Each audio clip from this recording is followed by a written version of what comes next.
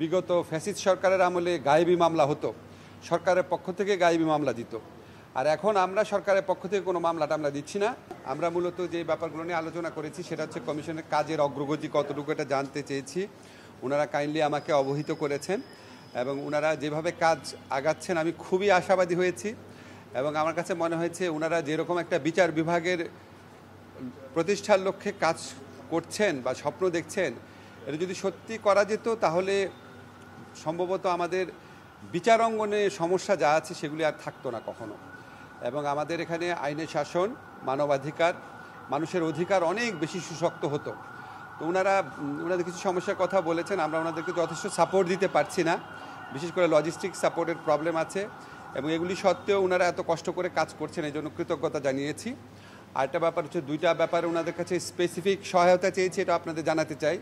একটা হচ্ছে, আপনারা জানেন যে বিগত ফ্যাসিস্ট সরকারের আমলে গায়েবী মামলা হতো, সরকারের পক্ষ থেকে গায়েবী মামলা দিত। আর এখন আমরা সরকারের পক্ষ থেকে কোনো মামলাটা আমরা দিচ্ছি না। সাধারণ লোকজন, ভুক্তভোগী লোকজন, রাজনৈতিক প্রতিপক্ষ তারা অন্যদের ব্যাপারে ঢালাও মামলা দিচ্ছে। ঢালাও মামলার একটা খুব মারাত্মক একটা প্রকোপ দেশে দেখা দিয়েছে, এটা আমাদেরকে অত্যন্ত বিব্রত করে। আমরা অনেক ধরনের আইনি সংস্কারের কথা ভাবছি, আইনি পদক্ষেপ নেওয়ার কথা ভাবছি।